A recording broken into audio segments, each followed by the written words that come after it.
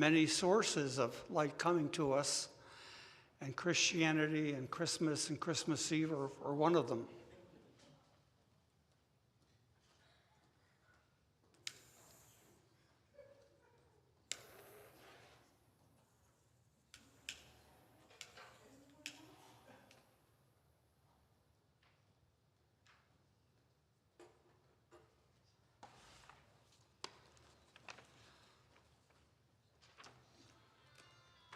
Oh, come all ye faithful, as you remember to turn off your cell phones.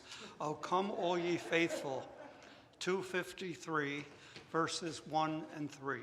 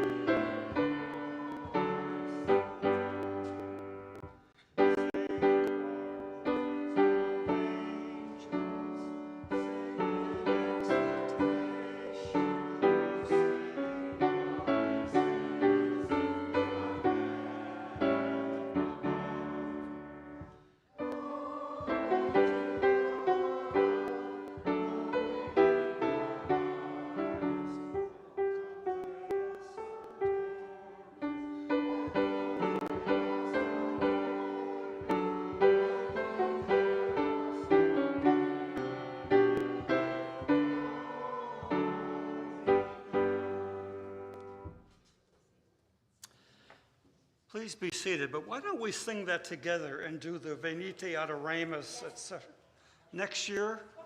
Next year? Okay, next year.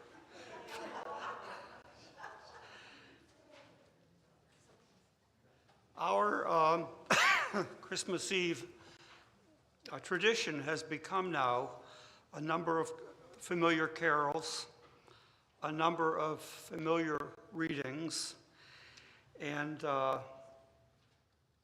cookies in the other room. And I never ask, why exactly do people come? Because I'm afraid of what the answer will be.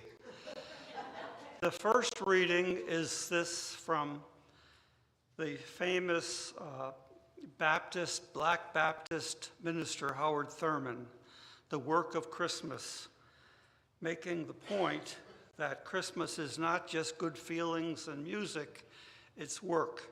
So this is entitled, The Work of Christmas. Let's just all say it together. When the song of the angels is stilled, when the star in the sky is gone, when the kings and princes are home, when the shepherds are back with their flocks, the work of Christmas begins. To find the lost, to heal the broken, to feed the hungry, to release the prisoner, to rebuild the nations, to bring peace among the people, to make music in the heart. Now, this first scriptural reading is a rephrasing of Luke 2, the Christmas story, religious imagination in Luke 2. And it came to pass in those days that there went out a decree from Caesar Augustus that all the world should be taxed. And Joseph also went up from Galilee unto the city of David, which is called Bethlehem, to be taxed with Mary, his espoused wife, being great with child. And so it was that while they were there, the days were accomplished that she should be delivered. And she brought forth her firstborn son, and wrapped him in swaddling clothes, and laid him in a manger, because there was no room for them in the inn. Now I'm going to add to this further Christmas imagination by the great woman, German theologian Dorothea Soleil, 618.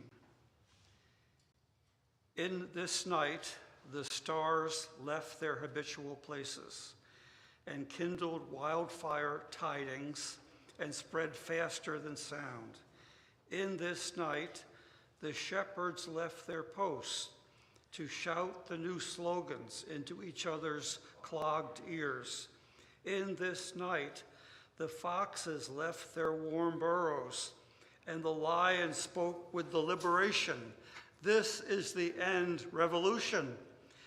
In this night, roses fooled the earth and began to bloom in the snow. Dorothea Soleil. I think that's how you say it.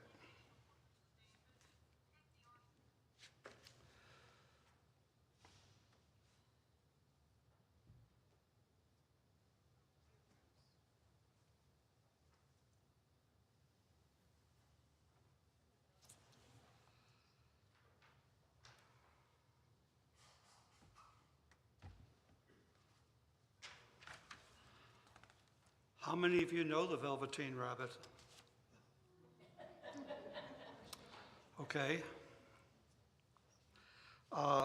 Marjorie Williams, fairy tale, fantasy, totally imagination, wonderful imagination, about a rabbit in a boy's toy cupboard. For a long time, he lived in the toy cupboard or on the nursery floor, and no one thought very much about him. He was naturally shy, and being only made of velveteen, some of the more expensive toys quite snubbed him. The mechanical toys were very superior and looked down upon everyone else. They were full of modern ideas and pretended they were real. The model boat, who had lived through 2 seasons and lost most of his paint, caught the tone from them and never missed an opportunity of referring to his rigging in technical terms. The rabbit could not claim to be a model of anything, for he didn't know that real rabbits existed. He thought they were all stuffed with sawdust like himself, and he understood that sawdust was quite out of date and should never be mentioned in modern circles. Even Timothy, the jointed wooden lion, who was made by the disabled soldiers and should have had broader views, put on airs and pretended he was connected with government. Between them all, the poor little rabbit was made to feel himself very insignificant and commonplace. And the only person who was kind to him at all was the skin horse. The skin horse had lived longer in the nursery than any of the others. He was so old that his brown coat was bald in patches and showed the seams underneath. And most of the hairs in his tail had been pulled out to string bead necklaces. He was wise, for he had seen a long succession of mechanical toys arrive to boast and swagger, and by break their mainsprings and pass away. And he knew that they were only toys and would never turn into anything else. For nursery magic is very strange and wonderful, and only those playthings that are old and wise and experienced, like the skin horse, understand all about it. "What is real?" asked the rabbit one day when they were lying side by side near the nursery fender before Nana came to tidy the room. "Does it mean having things that buzz inside you and a stick-out handle?" "Real isn't how you are made," said the skin horse. It's a thing that happens to you when a child loves you for a long, long time. Not just to play with, but really loves you. Then you become real. "Does it hurt?" asked the rabbit. "Sometimes," said the skin horse, for he was always truthful. "When you are real, you don't mind being hurt." "Does it happen all at once, like being wound up?" he asked, "or bit by bit?" "It doesn't happen all at once," said the skin horse. "You become. It takes a long time. That's why it doesn't often happen to people who break easily or have sharp edges or who have to be carefully kept. Generally, by the time you are real, most of your hair has been loved off and your eyes drop out and you get loose in the joints and very shabby. But these things don't matter at all, because once you are real, you can't be ugly except to people who don't understand. "I suppose you are real," said the rabbit. And then he wished he had not said it, for he thought the skin horse might be sensitive. But the skin horse only smiled. "The boy's uncle made me real," he said. "That was a great many years ago. But once you are real, you can't become unreal again. It lasts for always." The rabbit sighed. He thought it would be a long time before this magic called real happened to him. He longed to become real, to know what it felt like. And yet the idea of growing shabby and losing his eyes and whiskers was rather sad. He wished that he could become it without these uncomfortable things happening to him. "O little town of Bethlehem," verses 1 and 3, 246.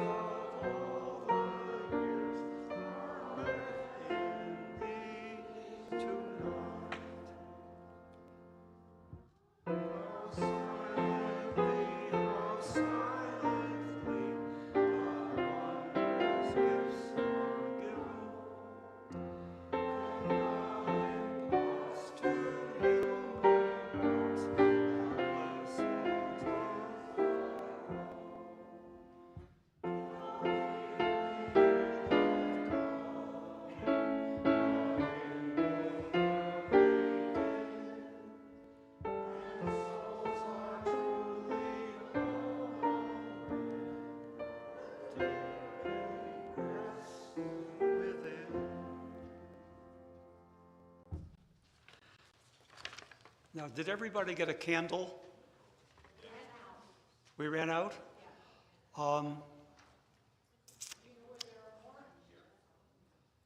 who's closest to the door. My office, there's a box of them there. Take the platter and pick up the circles that go around the candles and bring them back. Who can do that? Joe, you're a young guy. You want to be put to work. Or Janet's going to do it. Janet, take that tray with you and put about 10 or 15 on it. The crowd is coming.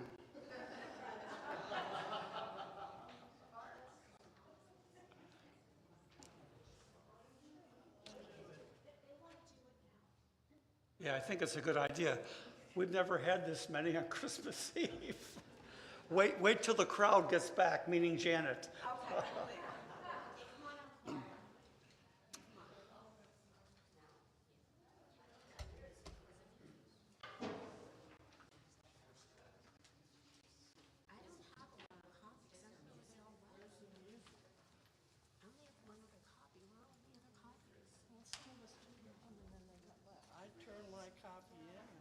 Just start humming or something.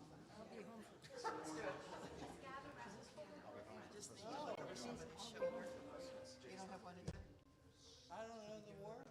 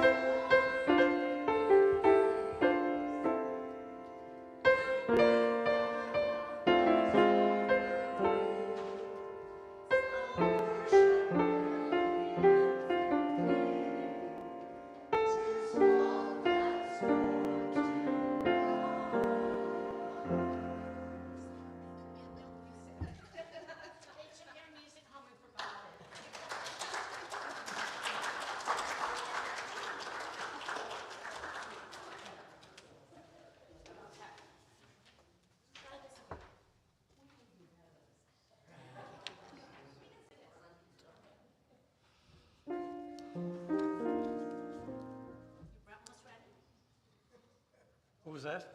I was just starting Silent Night, but I don't think you're ready. Oh, thank you. You were giving me cover? Thank you. I need a lot of that. Thank you. As you know, my theme on Sunday, kind of like my theme tonight, probably my theme next Sunday, is the way that Christmas connects us to our past, and I think in an entirely good way. I don't have ghosts like Ebenezer. I have people that come to mind daytime while I'm thinking about them and just remind me how much I have been given. Anyhow, before I get into the short message I want to get to, I want to ask you something that's kind of unrelated. Is there anything in your childhood, Christmas Eve or Christmas practice, that you miss, that your family did, and your family now, or you don't, and you kind of miss it? I'll just give you an example.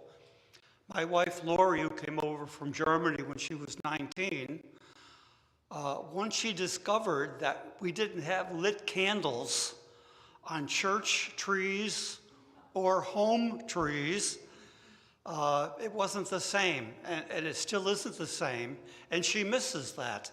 Is there anything from your background like that that you miss, Shari? I miss the lit candles on the tree. My German grandmother always had a huge tree. We were very careful, but we had candles all the way from the top down to the bottom. Yeah, And we always had a bowl of tangerines on the table and a bowl of peppermints. good. Any other? Yes, Janet. A little holiday memory that when I mentioned Hanukkah a couple weeks ago, I went and looked for the for a photograph of the Christmas bush. It wasn't quite a Hanukkah bush. It was made of manzanita. It was big and it was blue and white. So it was very much a Unitarian bush. I'll have to Google that later. Yes, Carolyn. This isn't really from my childhood, it's from my early adulthood. But my mother-in-law, my beloved mother-in-law, used to make Lebkuchen and Stollen for Christmas. And Lebkuchen is very complicated to make. And she always had that at Christmas, and now she's gone, and I think of her at Christmas time because of that. $5.95 at Aldi. Not the, no, it's not the same, I'm sure. Yes. I grew up in New York, and I'm sure some of you remember, if you're from up north, the radiators. Put your towel over it when you get out of the bath, it was nice and warm. On Christmas morning, my two brothers, one of which has passed, and I would get, always got the little gold coins that were chocolate. I'd take the top off and slide them underneath the radiators until they were melted, and then they would click. And, yes, Judith. We always put the tree up on Christmas Eve, et cetera, had oyster stew and so on. The last thing before the children went to bed, we had to put out Santa Claus's very favorite milk and apples. And then we got to sit to bed. And of course, years later, we realized that that was Dad's very favorite thing.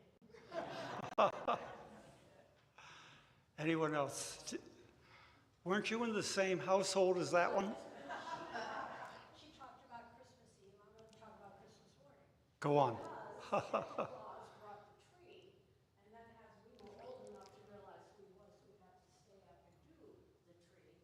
That meant that, and then Mother and Dad would do all the gifts and everything. Christmas morning, they did not want to wake up for a long time, so they gave us enormous stockings, and there were fruit and nuts and puzzles and word games and all kinds of stuff to keep us occupied. Stan, go ahead.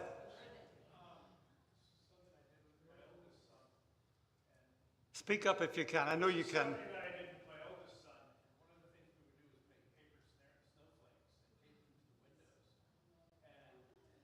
And they told him that it was calling the snow. And we were a little late one time, and I realized that there was a blizzard coming in. So we had to quickly make the things and put them up, and he woke up the next morning and he was just blown away. Maybe we put too many snowflakes up. Yes, Tim.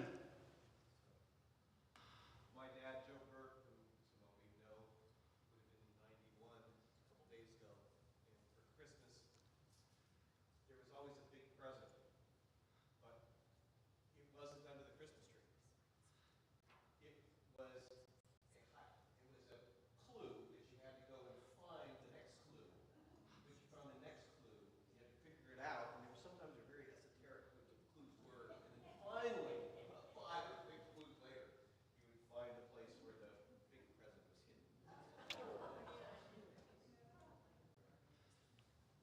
Anyone else? David, is this going to be from Britain? Of course. Yeah, so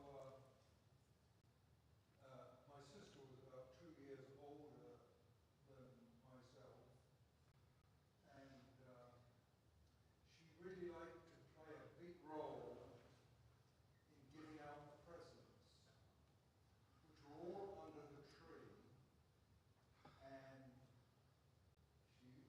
took it upon herself to make sure Auntie Joan had a present, and then David had a present, and then Mom had a present, and so she used to really like to be in charge of that. And then the other memory I have, my father was from a big family, and they all liked to have a tipple. And they used to like to visit each other's houses on Christmas Day. So part of the routine was somehow or other visiting everybody else's house to have a drink, whatever they drink, and for them to visit us. So I don't know how we all managed it. But we did. So I have this image of somebody standing in the door, I wouldn't say 3 parts to the wind, but maybe 1.5, smiling broadly. That's a big vision of Christmas. Okay, thank you.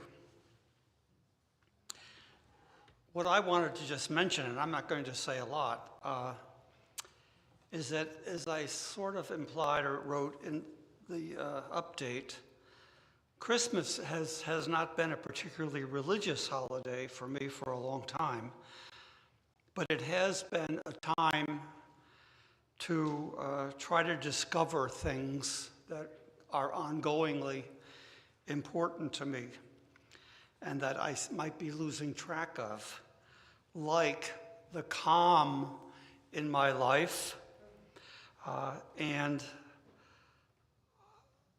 what is real and what is important. By the calm, I think of, as I've said many times, the most meaningful part of the Christmas season is the silence after we sing Silent Night and stand with that flame and look at it and think our thoughts or not think our thoughts. Silence in the mind can be a wonderful thing. It doesn't happen much in this mind anyway.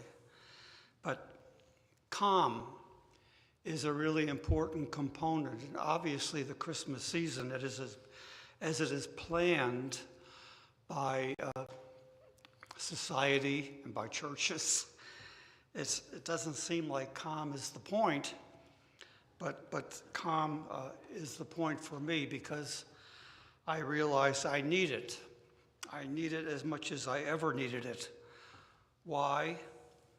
To find what I can of sanity in myself and in others, to find what hope I can have for my grandchildren's grandchildren, for their future in America and in the world. Being calm when all that passes through your head and the breaking news keeps breaking and possibly breaking you in the process, it's hard to find and keep that calm.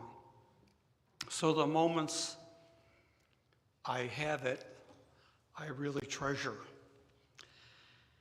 And for me, for all my life and ministry, I have worked over what is real. What is real?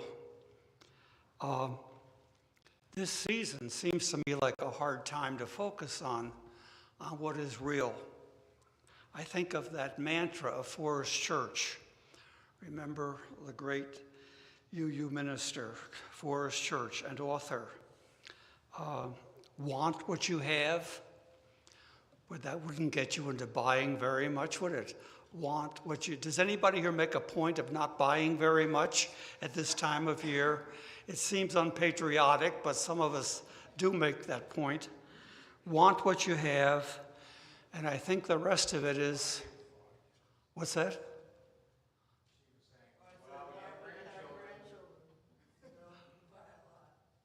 Yeah. I haven't gotten past the first third of that mantra.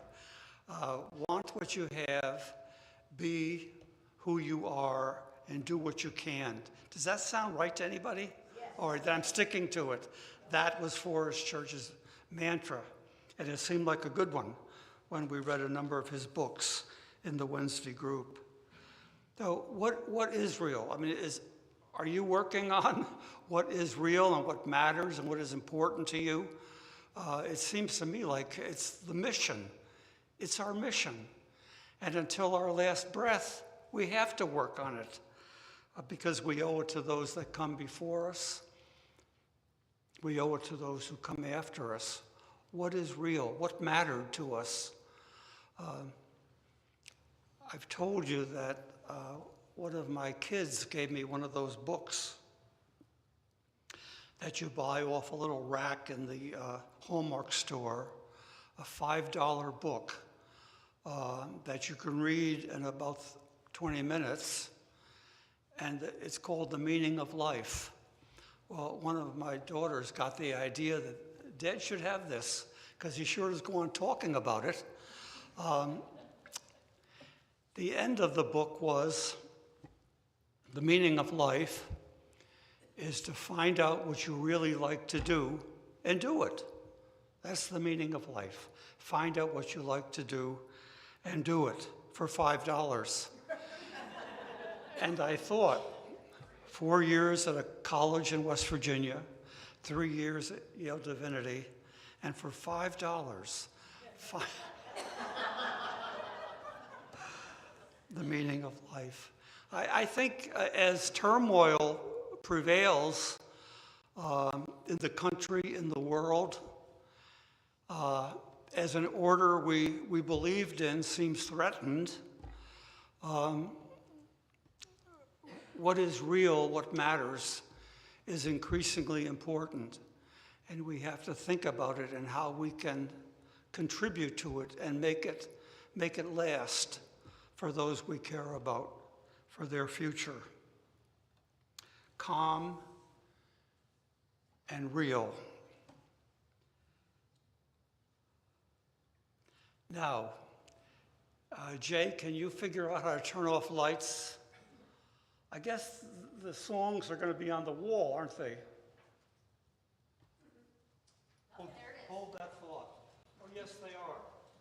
So we hardly need any lights.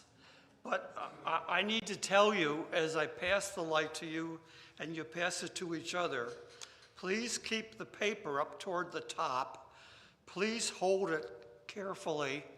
And please don't get close to anybody around you with the candle.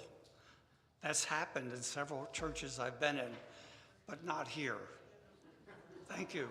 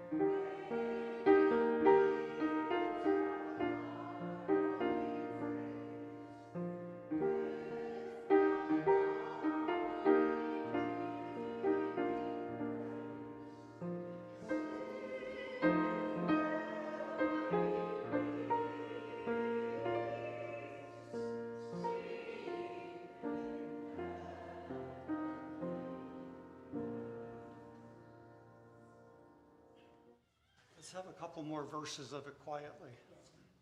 Couple more. Like that.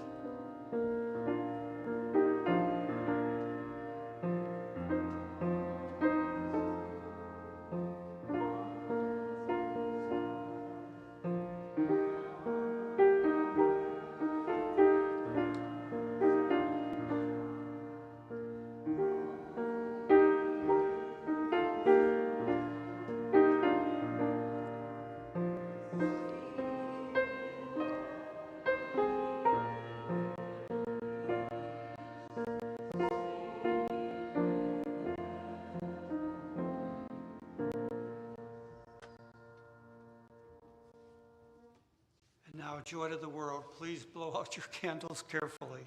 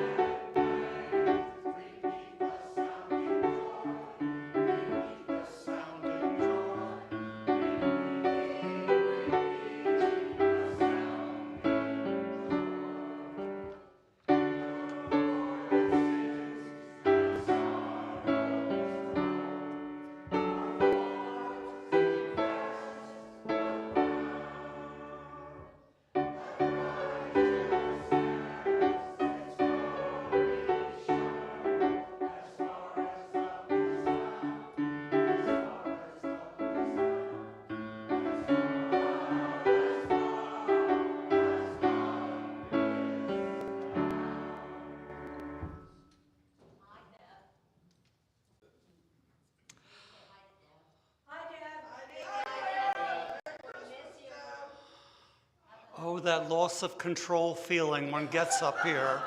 One learns to live with it. Indeed, go in peace, and may you find the calm and the real you seek.